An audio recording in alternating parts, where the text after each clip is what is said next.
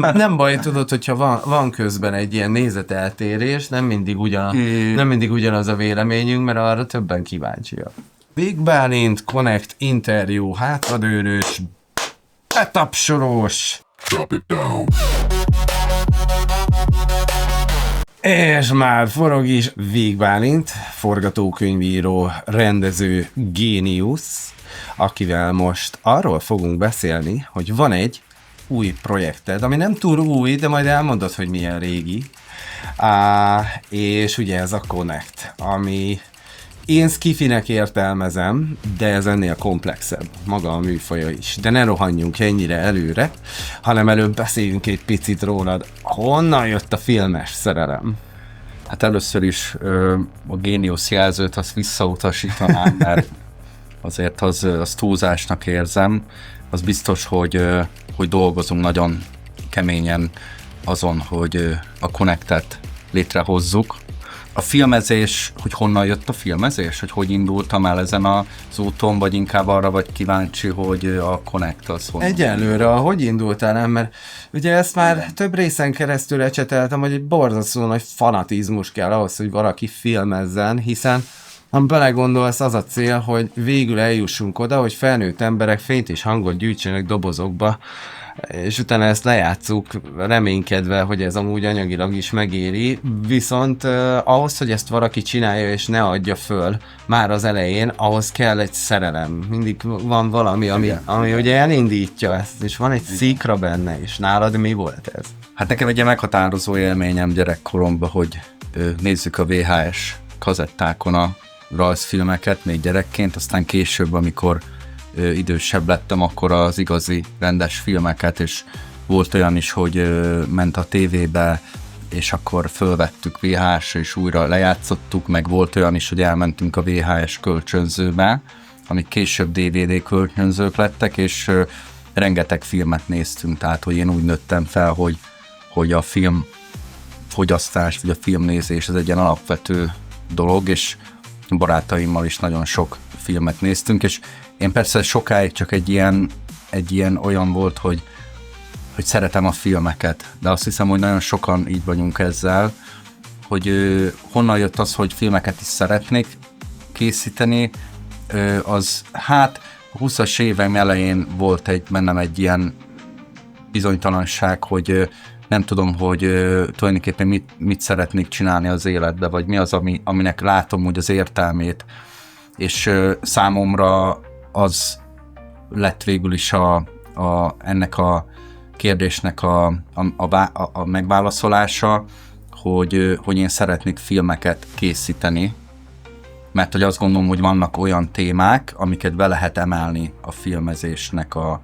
terébe. Vannak olyan témák, amikről még senki nem készített filmet, és ezek a legizgalmasabbak. Ugye a film az egy formátum, az egy, hogy úgy tetszik, egy formanyelv, vagy egy művészeti ág, ami elmesél egy történetet. De hogy mi az a történet, mi az az alaptéma, ott szerintem még nagyon sok téma van, amiről lehet filmet csinálni. És én úgy éreztem, hogy a leginkább, amit én amivel szeretnék foglalkozni, ez maga a filmnek a készítés, a filmek írása, a filmek rendezése, és úgy gondolom, hogy ezzel tudom úgymond ezt a világra ezt a hatást gyakorolni, amit szeretnék, tehát hogy azt gondolom, hogy mindannyian szeretnénk úgy élni, hogy van értelme annak, amit csinálunk, hogy hatással vagyunk a világra, lehetőleg ez a hatás, ez egy ne egy romboló, hanem inkább egy építő jellegű hatás legyen,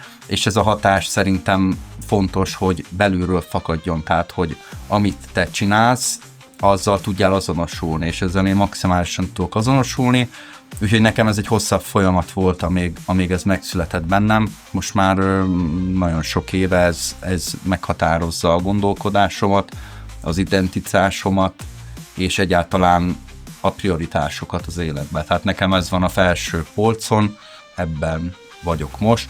Amit te is mondtad, hogy a fanatizmus, az biztos, hogy kell. Ez egy rendkívül kompetitív szakma, tehát nagyon sokan próbálkoznak, és nagyon sokan szeretnének filmeket gyártani.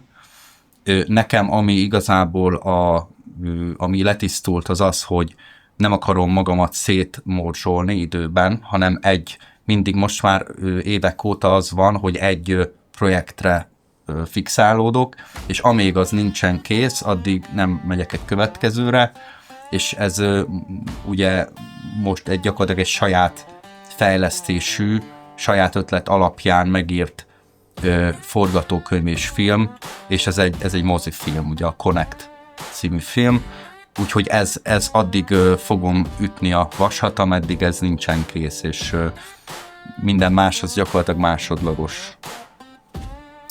Jogos, abszolút. Na igen, erről beszéltünk, hogy fanatizmus, azt kell hozzá mindenképpen, anélkül nem működik a dolog. Amikor először beszéltünk erről, vagy nem is tudom, csak Facebookon, mintha felvettük volna a kapcsolatot, akkor én visszadobtam, mert nekem még nagyon frissnek tűnt, olyan kiforratlannak, olyan ötlet van, minden van, de aztán eltelt 3 év, és folyamatosan láttam, hogy azért ez működik, aztán egyszer csak elém került az a poszt, ahol azt mondtam, hogy na jó, ez te nagyon ebben nagyon hiszel, ez most már ki van forva, innentől érdemes beszállni, úgymond, meg innentől, mert amúgy rengeteg ilyen van, hogy elindulunk egy ötlettel, aztán az valahol már a tervezési szakaszban olyan akadályokba ütközik, ami miatt sose jön létre, és ezeket az akadályokat meg kell ugrani ahhoz, hogy ebből bármi is legyen, és akkor, hogy itt tartott, akkor azt mondtam, hogy jó, akkor vágjunk bele, de amikor te megírtad, mert azért már ezt 3 éve masszírozod ezt a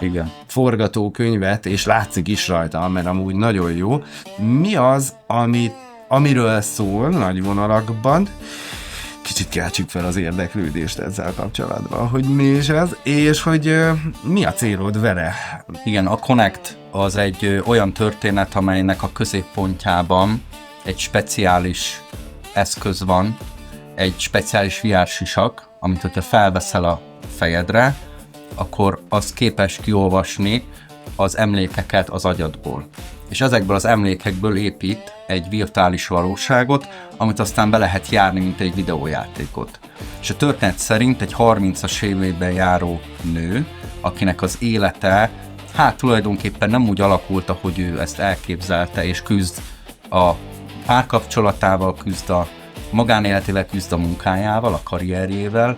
Tulajdonképpen egyfajta identitásválságban van folyamatosan, és ekkor egy bizonyos ponton ő kapcsolatba kerül ezzel az eszközzel, vagy ezzel a rendszerrel, aminek az a neve, hogy Connect, a filmnek is ugye ez a címe, és ő elkezd visszamenni a gyerekkorába, és elkezdi felfedezni, hogy tulajdonképpen az ő jellegi élete, ahogyan ő azt alakítja, milyen döntéseket hoz, amilyen sémák szerint működik, rájön arra, hogy ez gyerekkorában alakult ki, az akkori barátaival és családjával újra felidézi ezeket az emlékeket, belemegy ezekbe az emlékekbe, és el is kezd változtatni szépen lassan, fokozatosan, és ezáltal az ő életében változások kezdenek történni. Tehát elkezd egy kicsit máshogy működni. Na most ennél többet ugye azért nem mondanék, mert akkor már spoileres lenne. Én azt gondolom, hogy ez a film egy kicsit dráma, egy kicsit skifi, és egy kicsit krimi is. Úgyhogy azoknak a figyelmébe ajánlom, akik szeretik a jó erős drámákat, de ugyanakkor szeretik a krimit is.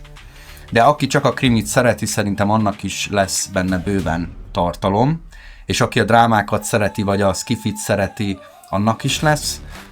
Főleg, aki mondjuk a Black Mirror-szerű történeteket is szereti, bár azt tudom, hogy egy nagyon megosztó sorozat, nekem minden esetre nagy inspiráció volt, de el fogunk térni nagyon határozottan a Black Mirror-os, szokásoktól és bevett fordulatoktól, de tulajdonképpen ahogyan a filmnek az alaphelyzete felépül, az azért ebbe a világba beleillhet akár.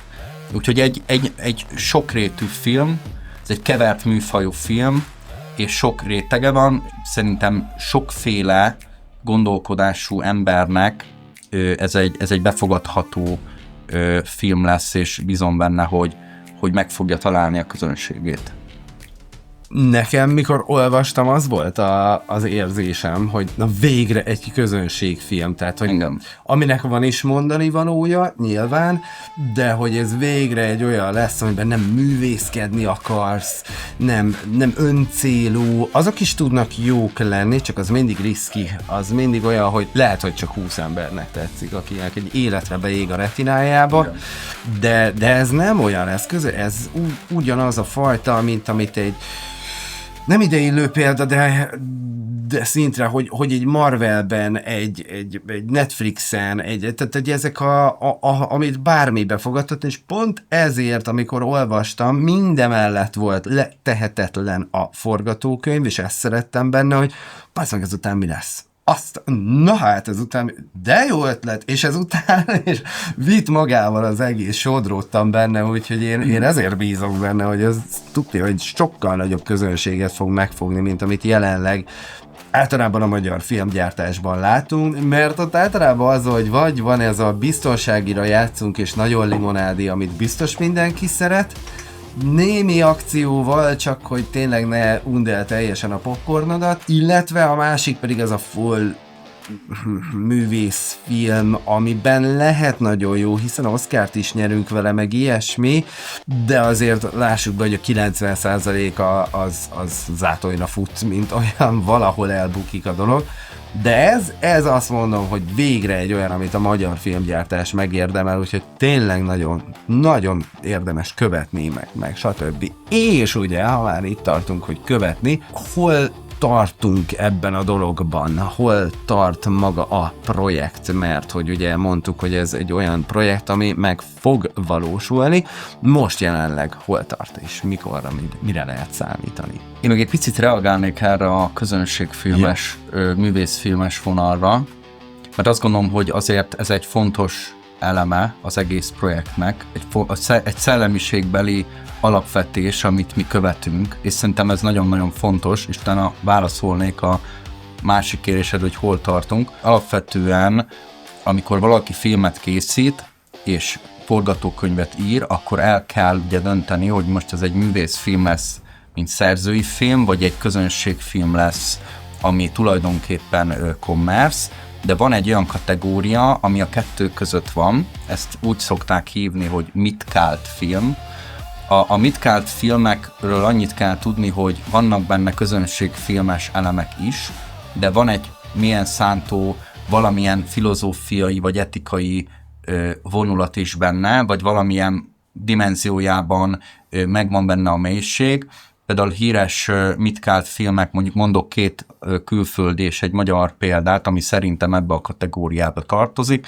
Ugye például a Matrix az kifejezetten egy ilyen, ami egy nagyon cool kung fu science fiction akció, de emellett egy mély filozófiai értekezés is. Vagy például a Harcosok klubja, ami szintén tele van látványos elemekkel, híres színészekkel és olyan történetvezetéssel, ami maximálisan megfelel a közönségfilmnek a követelményeinek. Azonban azért van benne egy nagyon erős társadalomkritika, azt gondolom, hogy ez a film ehhez ide tartozik. Magyar példát nehéz mondani, de szerintem azért van 1-2 ilyen. Én úgy gondolom, például a Control című film Antal Nimrodtól, az ide sorolható, mivel ugye megvannak szintén a közönségfilmes elemei, de ugyanakkor az is egy mélyen elgondolkodtató alkotás, és aztán majd a film esztétáknak várjuk a komment szekcióban a meglátásait, mert ugye azért ezen lehet vitatkozni, meg ezeken jó gondolkodni. A Connect próbál egy olyan vonulatot venni, ami az én alkotói arszpoetikám is, hogy a film az alapvetően egy olyan műfaj, amire az ember azért megy el a moziba, vagy azért nézi meg mondjuk egy streaming oldalon, mert ő egyrészt kikapcsolódásra vágyik, feltöltődésre vágyik, és új élményekre vagy új gondolatokra vágyik. Ez ugye megosztik az emberekben, hogy ki melyiket szeretné igazán. De azt gondolom, hogy én is olyan filmet szeretnék csinálni, amit szívesen megnéznék. Amiben szívesen vennék mozijegyet, és szívesen végigülném azt a 1,5 vagy 2 órát. És azt gondolom, hogy ezt a forgatókönyvet úgy alkottuk meg, hogy legyenek benne olyan krimi és sci-fi elemek, ami a közönségfilmnek megfelelő, de legyen egy olyan mély filozófiai, mély etikai háttér réteg, ami viszont inkább a művészfilmeknek a sajátja. És úgy gondolom, hogy én azért szeretnék ilyen filmet készíteni, mert én is ezt nézném meg szívesen. Tök jogos. Minden nemű spoiler nélkül. Melyik a kedvenc főszereplőd a Connect filmből? Vagy szereplőd, bocsánat. Én azt gondolom, hogy a főszereplő áll hozzám a legközelebb, Eszter, hiszen tulajdonképpen ő egy identitás válságon megy keresztül, és ezt próbálja megoldani. És azt gondolom, hogy ez az én életemben is egy olyan vonulat, ami egy küzdelem és egyfajta rájövés és egyfajta cselekvés az irányba, hogy azt érezzem, hogy az, amit én csinálok, amit én dolgozok, és ami én vagyok, az összhangban van azzal, amit belül is gondolok. Tehát, hogy a külső és a belső világom hogy összhangban legyen, arra törekszem, hogy ez megvalósuljon, és Eszter is tulajdonképpen a film során végigkövethetjük ezt a küzdelmet, hogy ebből a küzdelemből majd ő hogyan jön ki, vagy kijön egyáltalán, azt szintén nem fogom elárulni most, mert gondolom, hogy az már spoiler, de az alaphelyzet az, hogy ő küzd tulajdonképpen saját magával. Hol tartunk a projektben, tehát, hogy mint mondtuk, ez meg fog valósulni. Igen. És én már nagyon várom a forgatást, igen. Már ott tartunk, hogy már le van fixálva a forgatás, már van egy stábunk hozzá. Emellett természetesen, ha valaki szeretné felajánlani magát a produkcióba, nagyon szívesen fogadjuk, de ez voluntarily, tehát ezt így, mert amúgy már minden kerek, minden készen van, de hogyha valaki pluszba szeretne tapasztalatszerzés céljából jönni gyakornokként, akkor várjuk nagyon szívesen. De hogy akkor ez júniusban igen. Kezdünk forgatni, és egy hónapig tart a forgatás, nagyjából 20 nap, igen. Ugye? 20 nap lesz, és akkor utána pedig az utómunka, itt is be lehet szállni egészen nyugodtan, de mondom, már minden készen áll. Mi az, amit a legizgatottabban vársz ebben a forgatásban? Hát igen, ahogy említetted, hogy a 2026. június végén kezdjük el forgatni a filmet.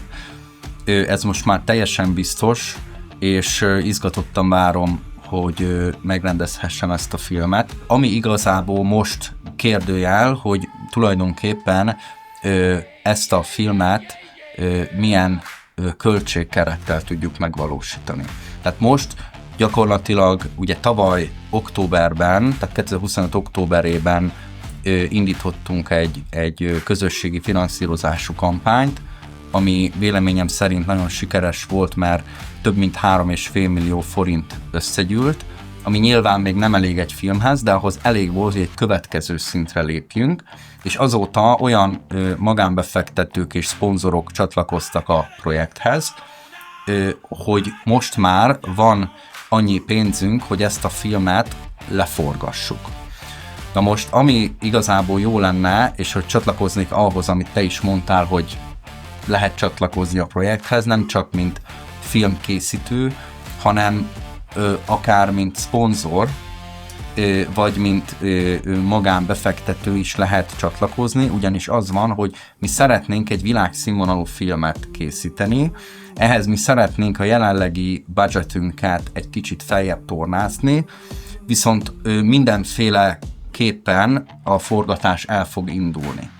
Ugye itt gyakorlatilag ez arról szól, hogy mi az a technikai keretrendszer, amivel dolgozhatunk, milyen helyszíneket tudunk kibérelni, milyen díszleti elemeket tudunk felhasználni vagy építeni. Ezek rendkívül költségigényes dolgok, viszont a jó hír az, hogy biztos, hogy lesz film, azonban szeretettel várunk mindenkit, aki szponzorként vagy befektetőként csatlakozna a projekthez. Ezt a témát egy kicsit most feldobnám, mert itt ugye ez igen, ránk van igen. Bízva, hogy mi dolgozunk ezen, hogy például itt jön egy kis szponzor teaser, hogyha ne adj Isten autókereskedésed van, vagy ilyesmi, lesz benne, azért azt ki lehet mondani a bárkát, nem? Hanem akkor kivágom.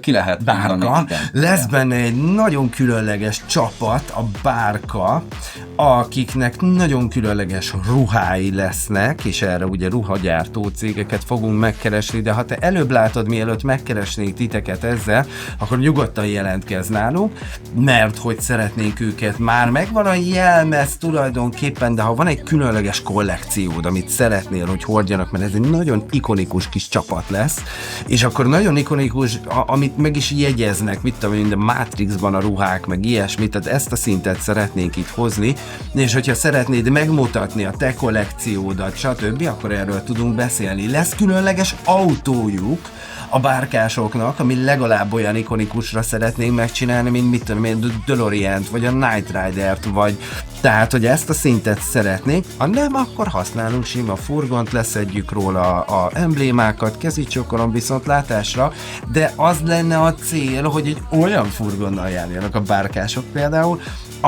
amiről aztán egyből meg lehet jegyezni, tehát hogyha esetleg furgonokat, autókat, ilyesmiket forgalmazol, gyártasz, és ezt előbb látod, mint hogy megkeresnék, mert már vannak márkák, amiket kiszúrtunk ezzel kapcsolatban, de akkor előzz meg minket és jelentkezz. De ezen kívül természetesen azért üdítők, alkoholok, tehát hogy sör, meg ilyesmi is egészen nyugodtan belefér. Nagyon-nagyon sok márkát várunk ebben, már csak azért is, mert szerintem egy filmben illenek márkák. Tehát az, hogy kamu márkák vannak, meg kitakart emblémák, az szerintem ront az összhatása, és itt a napjainkban játszódunk, ugye? Igen. Tehát, hogy ez a mi világunk, egy valós világ, nem azt akarjuk, hogy most akkor mi elvisszük itt a nézőt valahova máshova.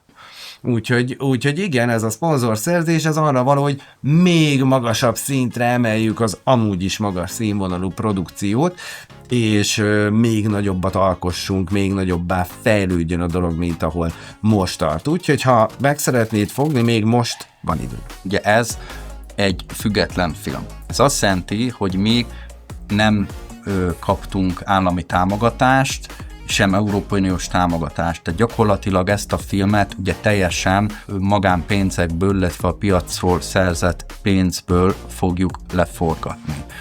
Ez azt jelenti, hogy nekünk azért ez egy munka, nekünk össze kell állítanunk ennek a költségvetését. Ugye itt most lehet, hogy vannak, akik összerezzentek annak a hallatán, hogy hát szeretnénk ezt a filmet telepakolni reklámokkal, de ez nem így van, mert alapvetően arról van szó, hogy mi tulajdonképpen az, hogy van egy termékmegjelenítés, vagy akár egy brand megjelenítés a filmbe, ugye ennek a számossága az limitált. Szeretnénk egy olyan egyensúlyt létrehozni, hogy az a néhány kevés szponzor, aki megtisztel bennünket azzal, hogy segít nekünk ezt a filmet finanszírozni, mi tudunk nekik abban segíteni, hogy ők valamilyen módon megjelenjenek ebbe a filmbe. Viszont nem szeretnénk, ugye, ha a film egy reklám felületté válna, mert az már ugye rontja az összképet. Így mondanék egy példát, ami nekem mindig így megragadt a fejembe. Az egyik kedvenc filmem a Terminátor 2, az ítélet napja. Azt gondolom, hogy kultikus akciófilm, és abban is van egy jelenet, amikor az egyik rendőr Pepsi automatából kér egy Pepsit, és akkor van rajta valami kis kártyajáték, és akkor így mondja, hogy fullon van, tudod, és akkor jön mögé a rossz Terminátor, és ez így megragad bennem, és azt gondolom, hogy ha bárki a Terminátor 2-re gondol, senkinek valójában nem jut eszébe ez a Pepsi logó, mert annyira beleillett úgymond a történetben, hogy nem vettük igazából észre. Már csak azért is, mert Pepsi automata létezik, de amikor popsira átizéled, hogy ne meg ilyen műmárkát csinálsz, az már egyből kiszúrja az ember szemét. Az ott nem olyan nincsen az és már elkezd foglalkozni vele az agyad, mert amúgy az nincs.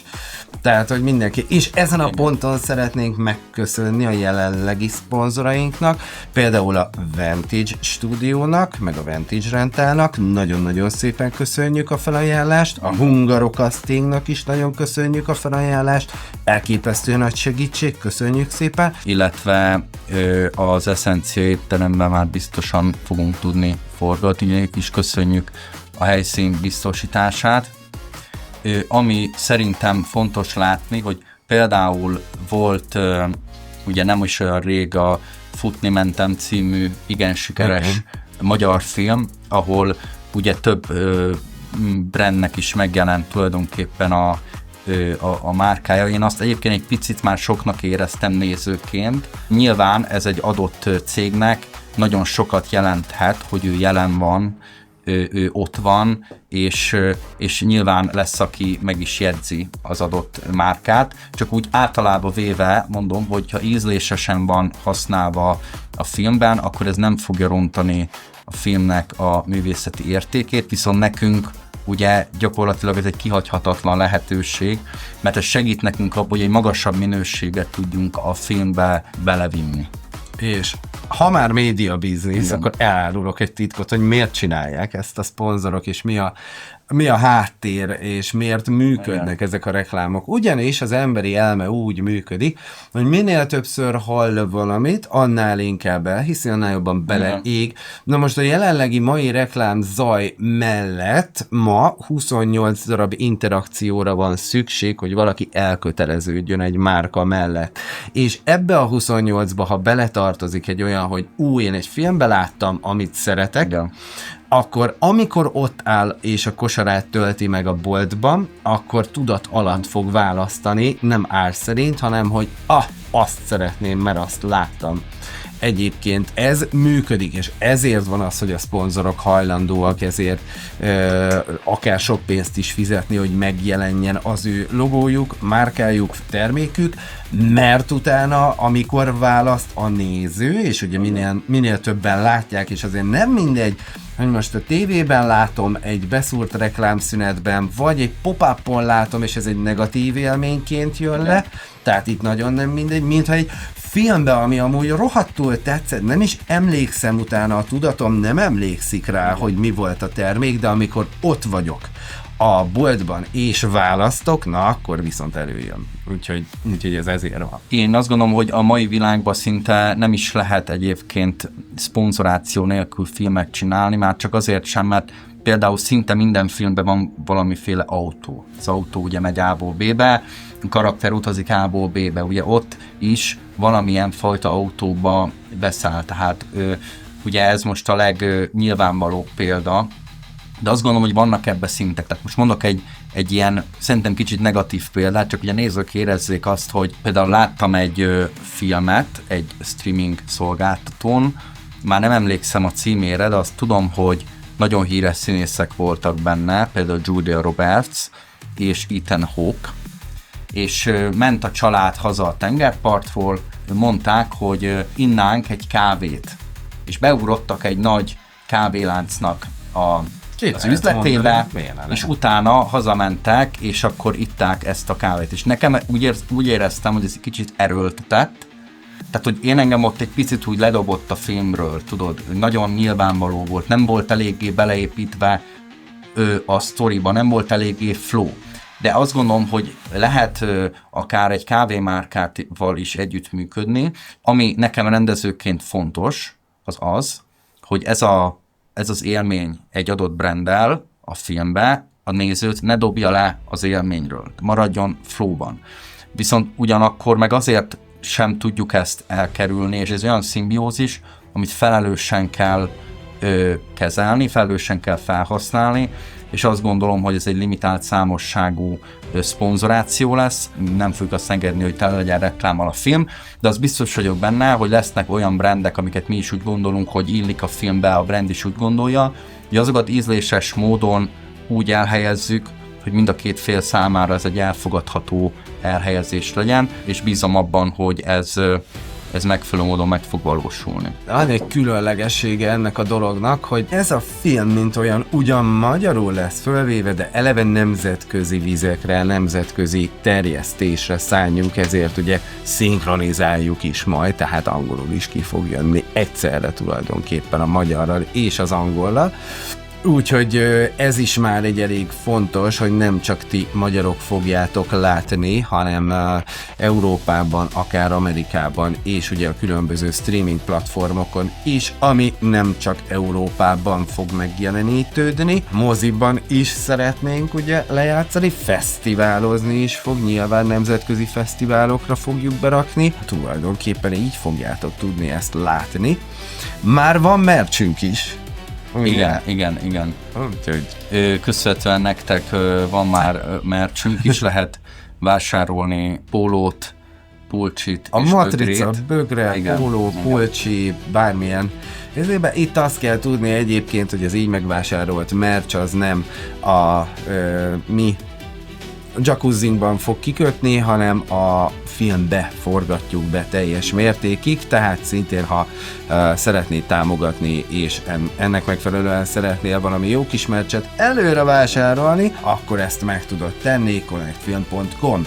Na de, amiről még nem beszéltünk, maga az eszköz, mint olyan, hogy ugye nagyon szeretnénk egy olyat csinálni, hogy ugye magával a filmmel kiadunk egyfajta appot is, aminek ugye az lesz a lényege, hogy relaxációs applikáció lesz. Tehát úgy fogjuk hívni, hogy Connect App. Nyilván nem fogunk tudni emlékeket visszaolvasni, tehát azt a skifit nem fogjuk tudni megcsinálni, ami a filmben van, de viszont az, hogy, és ezt én mindig is akartam egy ilyet, és nincs, egyébként megnéztem, nincs ilyen, hogy fölveszed, és akkor tényleg elutaztat téged olyan gyönyörű helyekre, hogy hegyekbe, völgyekbe, patakhoz, erdőbe, stb. Leveszed, és már meg is nyugodtál. És lesz nekünk egy ilyenünk is hozzá. Igen, sok tervünk van. Például még reagálnék arra, amit az előbb említettél, ugye nemzetközi forgalmazás, hogy én azt vettem észre, hogy a magyar filmeknél általában ez egy kevésbé hangsúlyos dolog. Kicsit olyan az érzésem, mint hogyha a magyar filmgyártók és filmforgalmazók nem annyira fektetnének erre nagy hangsúlyt, és úgy gondolom, hogy vannak olyan magyar filmezési szokások, vagy bevett dolgok, amiken mi például szeretnénk változtatni, és szeretnénk egy picit megújítani. És például az egyik, ami szerintem fontos dolog lehet, hogyha belegondolsz, hogy mondjuk a dél-koreai filmek, amik a világ minden táján, és a dél-koreai sorozatok a világ minden táján sikeresek, miközben egy viszonylag kicsi országról van szó, de mégis ők valahogy tudnak olyan általános emberi problémákról is filmeket csinálni, amik a világ minden táján ugye emészthetők és fogyaszthatók. És nagyon sokszor az van, hogy ők leszinkronizálják az adott nyelvre, vagy pedig feliratosan megy, attól függően, hogy a néző mit szeretne látni vagy hallani, de hihetetlenül sikeresek a világon a dél-koreai filmek. És azt gondolom, hogy a magyar filmek és a magyar sorozatok is lehetnének ilyen sikeresek, és van erre ugye egy-két példa, például, hogy Oscar-díjat kap egy film, vagy nagyon nagy rá az érdeklődés, de elmondható az, hogy általában véve nem ez történik, hanem ez a kivétel, vagy ez a ritkaság. És ugye itt azt gondolom, hogy alapvetően van egy olyan helyzet, hogy a Magyarországon nagyon sokszor készítünk olyan filmet, ami csak a helyi viszonyok ismeretében értelmezhető, tehát a magyar kultúra ismeretében, meg a magyar történelmi ismeretében értelmezhető, és ezért viszont más népek és más országok számára ez kevésbé befogadható. És azt gondolom, hogy mi most egy olyan filmet szeretnénk csinálni, aminek van ugye magyar vonatkozása, hiszen magyar nyelven forgatjuk, magyar színészek vannak benne, magyar a stáb, Magyarországon játszódik, valamelyes reflektál a magyar valóságra, azonban inkább ami hangsúlyos, az az, hogy olyan általános és univerzális emberi értékekről szól, amit a világ minden táján értelmezhetőek és befogadhatóak. Ezért mi úgy gondoljuk, hogy ennek a filmnek van egy nagy nemzetközi potenciálja, és mindent meg fogunk tenni, hogy ne csak a magyar mozikba, hanem külföldi mozikba is eljusson, és aztán amikor majd ezt streamingen is elérhető lesz, akkor ne csak Magyarországon nézzék meg, hanem máshol is. Ehhez majd ugye kell az, hogy feliratozzuk, illetve szinkronizáljuk a filmet az adott nyelvre. És azért is fontos, hogy aki tud, az támogassa a projektet, és segítsen nekünk abban, hogy ez a projekt minél sikeresebb legyen, mert hiszünk abban, hogy ez a film lehet egy olyan magyar film, ami a világ filmpiacain megállja a helyét, és el tudja vinni a magyarok hírét, a magyar filmesek hírét, a magyar színészek hírét, és adott esetben akár be tud gyűjteni olyan díjakat, ami szintén viszi a magyarok hírét, és a magyar filmkultúrát, és ezáltal a teljes magyar kultúrát gazdagítja. Ebbe szerintem érdemes investálni, és érdemes részt venni, mert mi egy nemzetközi módon gondolkodunk, és ebbe az irányba haladunk. Na igen.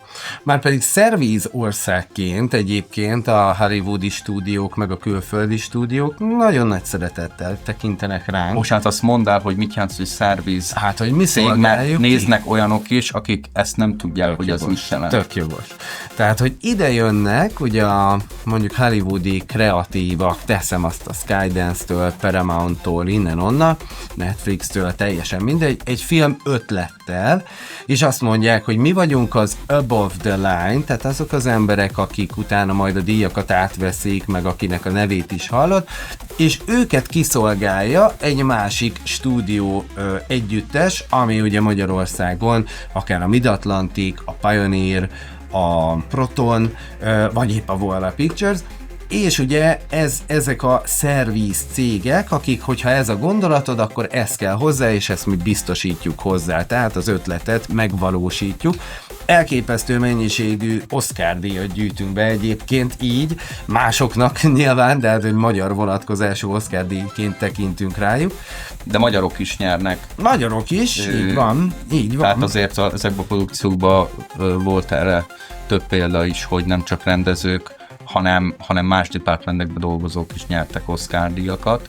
De igen, a többség az, amit te mondasz, hogy amúgy a film nyer Oscar-díjat, a stáb, nem tudom én, 90%-a az magyar volt, és mégis gyakorlatilag mint amerikai film van eladva, miközben egyébként magyar film is, csak maga ez a film ötlet, meg a filmnek tulajdonképpen a kreatív része az adott ország, általában Amerikáé. Így van, tehát azt határozza meg, hogy milyen nemzetiségű egy film, hogy az above the line-ban szereplő stábban milyen nemzetiségű. És mi az above the line?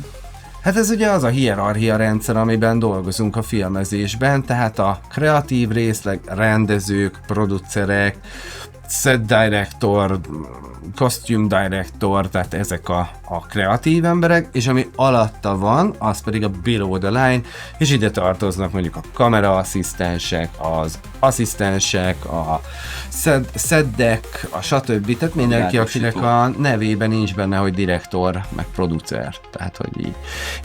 És akkor ez így működik, ami egyébként nem baj, mert azért a GDP-nk elég meghatározó részét teszik ki a filmipar, mint igen. Olyan. Reméljük ebben most nem nyúlnak bele ott itt az adó visszatérítési meg de erre ne térjünk ki, mert hogy most elég pusztítólag hatnak ezek a különböző intézkedések, de ettől eltekintve a magyar alkotások, mint olyan, pont ezért egyre népszerűbbek külföldön is, csak nálunk mindig ezek a művészfilmek, nem akarok címeket mondani, mert így negatívan jön ki, ahogy mondom, de nálunk mindig ezek a művészfilmek kerülnek ki, itt viszont ugye egy nagyon finom határt húztál abban, hogy ez művész és közönségfilm, és ha végre egy ilyen menne ki, és ugye nem történelmi, mert a Hunyadi az történelmi, és nem film, tehát hogy az a sorozat, de ez ugye egy teljes estés film lesz, egy hatalmas közönség rétegnek tud tetszeni, és nekik fog szólni.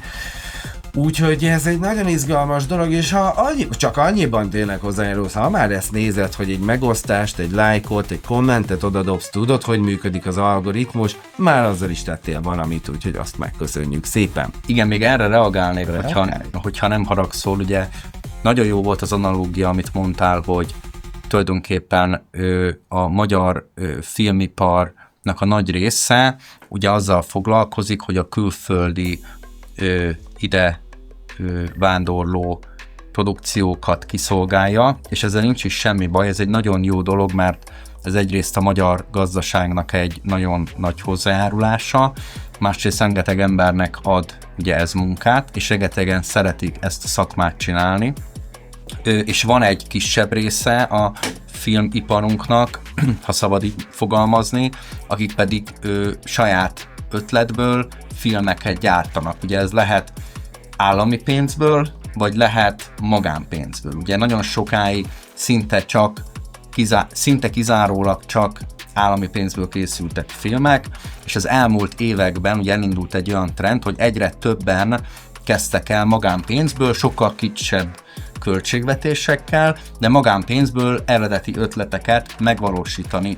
És ezek nagyon sokszor minőségben szinte alig különböztek egyébként a nagy büdzséjű filmektől, mert egyrészt sokkal okosabban osztották be a saját kis pénzüket, és eleve olyan történeteket írtak, amiket egy kisebb budgetből is le lehet forgatni. Nagyon sokszor ezek a független filmek sikeresebbek, mint az államilag finanszírozott filmek, tehát akár több díjat is nyernek, és nagyon sokszor több bevételt is termelnek a mozipénztárnál, ami igazából egy nagyon fontos visszajelzés az alkotóknak is. Az látszik, hogy a független filmeseknél általában az eredeti hangok jönnek elő.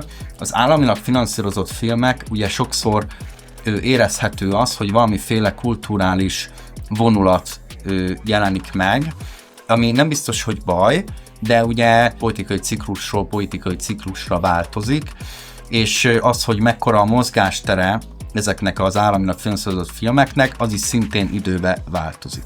Viszont, ami nagyon fontos, hogy mi úgy gondoljuk, hogy a Connect az egy olyan film lesz, ami egy nemzetközi közönség számára is fogyasztható tartalom. Az is teljesen rendben van, és nagyon-nagyon jó, hogy készülnek olyan magyar művészfilmek, ami adott esetben mondjuk csak egy szűkebb réteg tud úgy igazán együtt érezni, vagy egy szűkebb rétegnek szól, és szerintem azt gondolom, hogy a művészetben nem szabad ítélkezni, hogy mi jó, mi nem jó, szerintem minden jó, viszont mi azt a vonalat képviseljük, hogy szeretnénk végre egy olyan pályára állni, legalább mi magunk filmkészítőként, hogy a mi filmünk az megállja a helyét egy nemzetközi piacon is, és baromira élvezzük, és abban bízunk, hogy ez tényleg így is lesz. Na izgi lesz, de nem olyan lesz, mint egy átlag filmforgatás. Ezt már látom. Rengeteg filmforgatáson voltam, mindegyik egy kicsit más, de itt már eleve úgy készülünk rá, hogy ez tök más lesz, mint az eddigiek.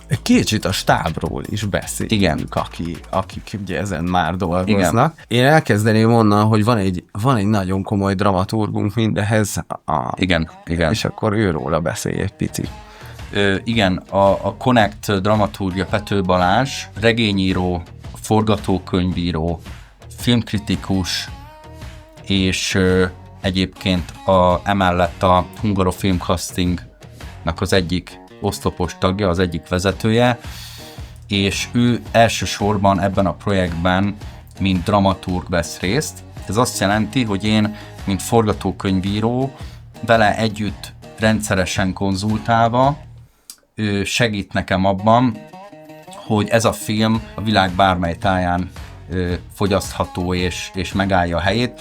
Ugye azt kell látni, vagy azt kell tudni, hogy ha van egy történeted, van egy ötlet a fejedben, azt nagyon sokféleképpen el lehet ám mesélni, szinte végtelen sokféle képpen. Tehát itt íróként ugye olyan döntéseket kell meghozni, hogy mi az, amire fókuszálok, mi az, amiből többet mutatok, mi az, amiből kevesebbet mutatok, mi az, amit megmutatok, mi az, amit nem mutatok meg, mi az, ami titok, mi az, ami nem titok, mi az, amit a néző tud, és a szereplő nem tud, vagy a szereplő tud, és a néző nem tud, vagy csak később.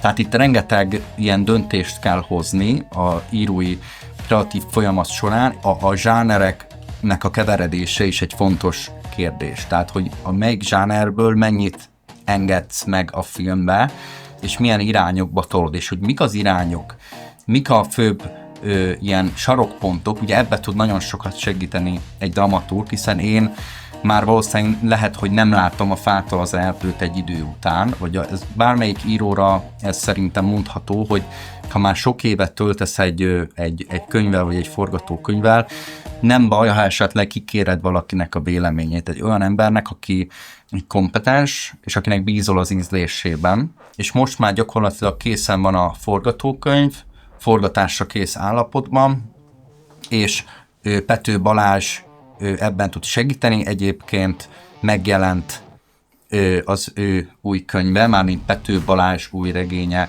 Vadak csemegéje címmel, és ezt ajánlom a figyelmetekbe. Vadak csemegéje. De ezen kívül ugye van még említésre méltó stábtagunk. Azt akarom, hogy te mondd ki a nevüket. Igen, a filmoperatőre Morácsi Krisztián, aki egy rendkívül nagy tapasztalattal és tudással rendelkező operatőr, ami azt gondolom, hogy a mi projektünkben, a Connectben egy nagyon fontos oszlopa lesz a produkciónak. És out of the box thinker, tehát ez azt jelenti, hogy olyan megoldásokra is képes, ami nincs feltétlen benne a tankönyvben. Ő neki nagy tapasztalata van, mint operatőr, mint világosító, több hollywoodi, itt forgó hollywoodi produkcióban is részt vett, számos videóklip rendezője és operatőre, és azt gondolom, hogy neki az ő stílusvilága, az ő esztétikai érzéke, az ő technikai tudása mind olyan, ami a Connect számára szerintem egy nagyon fontos oszlopként megjelenik. Én nagyon szeretem az ő ízlését, tehát jól tudunk együtt dolgozni, viszonylag hamar közös nevezőre tudunk jutni Krisszel, és ezért úgy gondolom, hogy ez egy remek párosítás lesz. Ugye mindig mondják a filmben, hogy a rendező és az operatőr közös munkája, ők mennyire vannak flowban egymással, ez egy alapvető fontosságú. Nagyon örülök, hogy Krisz az operatőr a Connectben, mert ő vele nagyon jó együtt dolgozni, és azt gondolom, hogy most is ez menni fog. Kit szeretnél még megemlíteni, csak hogy senki se sértődjön meg? A filmnek van egy zeneszerzője, akit úgy hívnak, hogy Griband Bence. Őról azt kell tudni, hogy a Liszt Ferenc Zeneakadémián végzett, mint digitális zeneszerző, és számos rövid filmnek volt a zeneszerzője, és vele is nagyon-nagyon jó együtt dolgozni. Szerintem rendkívüli zenéket ír, és mi tulajdonképpen úgy akarjuk a Connectet megcsinálni, hogy a teljes filmhez mi saját zenét írunk. Hát nem mi, hanem a zeneszerző. Nyilván ez egy közös alkotói folyamat, mert nyilván a rendezőnek is vannak, vagy lehetnek meglátásai, meg kell is, hogy legyenek meglátásai, hogy mikor legyen zene, mikor ne legyen zene, milyen zene legyen, milyen hangulatú zene legyen, de nyilván a zenét azt a Griband Bence fogja megírni, vele azt beszéltük meg, hogy szeretnénk keverni ezeket a digitális és egyébként analóg hangszereket is, és teljes mértékben saját zenéje lesz a filmeket, nem fogunk licenszelni máshonnan zenét, hanem mindent a Bence fog megírni. Nagyon jó kis OST, ami majd külön nyilván elérhető lesz, meg letölthető, meg stb. Azt szeretjük az ilyet, amúgy is. Igen, és akkor beszéljünk még szerintem a producerekről. Beszélj. Van nekünk egy executive producerünk, Berkó Bence. Ő segít nekünk abba, hogy a filmnek a pénzügyei, illetve a befektetői oldalról minden rendben legyen. Meg kell említeni azt is, mint fontos tény, hogy te is a producerek közé emelkedtél, hiszen te viszed ugye a filmnek egyrészt a szponzorációs részét, másrészt a filmnek a terjesztés és marketing részét.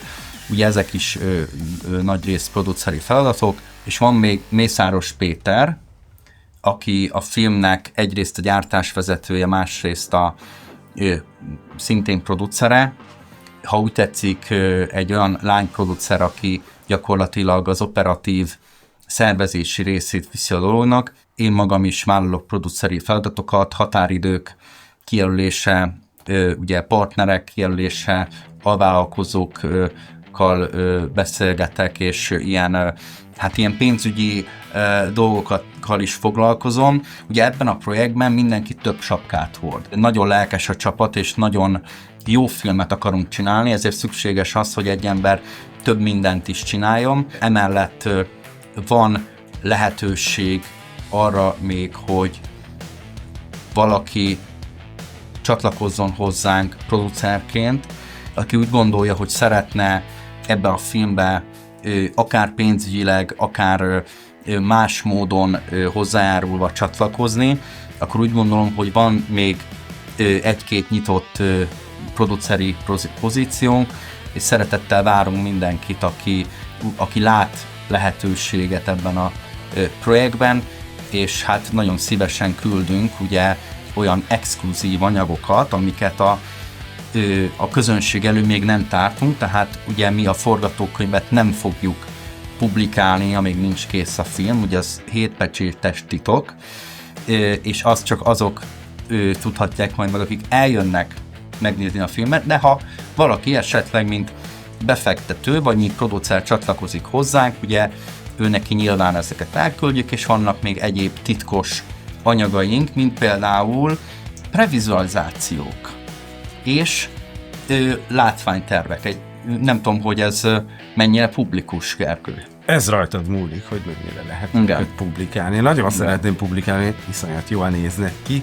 Nyilván a valóság másképp fog kinézni, de ebbe az irányba megy, és onnantól már nagyon izgalmas, hogy mindig, amikor van egy koncepció, és ahhoz képest a valóság is, akkor ez tök jó lesz összehasonlítani. Úgyhogy igen, mindenképpen figyelemmel kell, hogy kísérd azt, hogy mi történik ezzel a filmmel, mit csinálunk benne, mindenképp létre fog jönni ez a film, mindenképp érdemes beszállni, hogyha szeretnél és üzletet is látsz benne, mert ebben van bizony üzlet. Minden alkotót, aki szeretne hozzájárulni, szívesen látunk, feltétlenül lájkold, csatlakozz a csoporthoz, kedveld be az oldalt, nézz körül a weboldalon, vegyél merchet, mert nagyon jól néznek ki a cuccok, tényleg egyébként márkás cuccok is, rajta van a logó, tehát nem gagyizzuk el. Amikor majd kint lesz moziba, elsőként vegyél jegyet,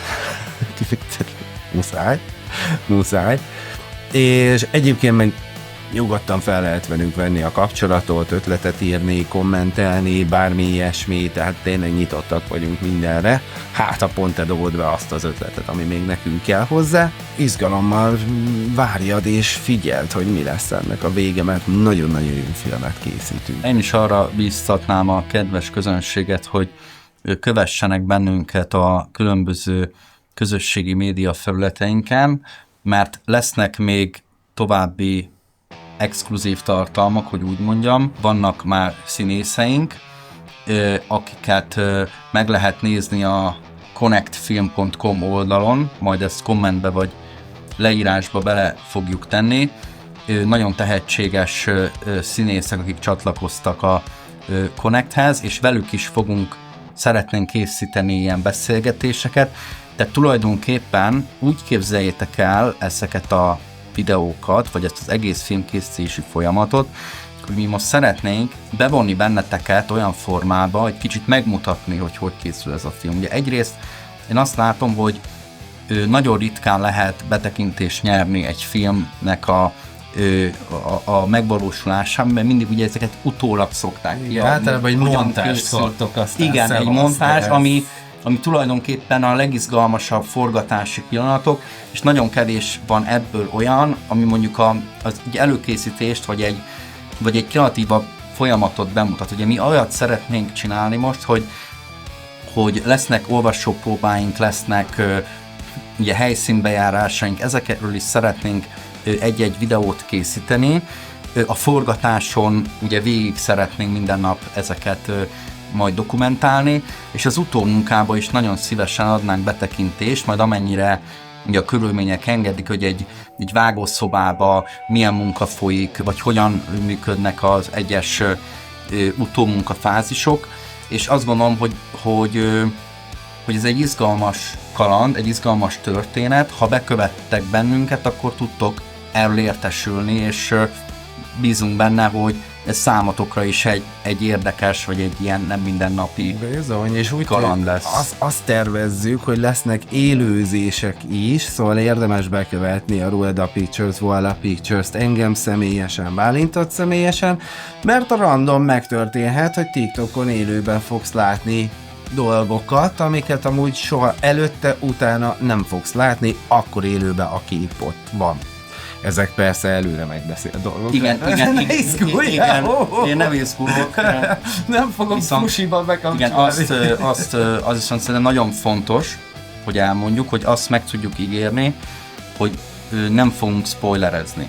Tehát nem fogunk olyan részteket megosztani, ami esetleg egy későbbi mozi élményből elvenne. Tehát nem fogunk a történetből olyan elemeket megosztani, ami bármilyen módon elvenné az élményt. Tehát igazából inkább, én úgy gondolom, hogy ez inkább egy ilyen technikai jellegű, vagy inkább egy ilyen kreatív jellegű betekintés, és mindenféleképpen a történet az titok marad a vetítésig, úgyhogy aki esetleg ettől tart, az is nyugodtan kövessen be minket, mert tehát itt inkább szerintem az egész kreatív folyamatnak a szellemisége lesz a középpontban, illetve azok az emberek, a stábtagok, a színészek, akiknek szerintem adott esetben érdekes lehet követni a munkáját ebben a projektben. Ezekről lesz szó, és igyekszünk tényleg spoilermentesen ezt csinálni. Egyébként én még ilyet nem nagyon láttam sehol, meg nem is nagyon csináltam. Úgyhogy ez nekünk is szerintem egy új fajta formátum. Bízunk benne, hogy ez jól fog sikerülni. Egyébként a visszajelzésetekre is azt gondolom, hogy kíváncsiak vagyunk, mert hogy gondolom te is arra tudod csak bíztatni a többieket, hogy kérdezzetek, írjatok esetleg, hogy mire lennétek kíváncsiak, de azt gondolom, hogy ebbe Gergő, te vagy a kompetensebb. Én ugye social médiában nagyon minimálisan vagyok ott, most majd el kell kezdenem nekem is a saját oldalamra is ezeket kitenni. De ha jól értem, akkor ugye itt egyfajta interakcióra is van lehetőség. Persze, együtt fogunk lélegezni a közönségünkkel, mindaddig, amíg csak lehet és amíg él a projekt. Úgyhogy ez egy nagyon izgalmas kaland lesz nekünk is, nektek is, úgyhogy tartsatok velünk. Köszi, sziasztok! Sziasztok!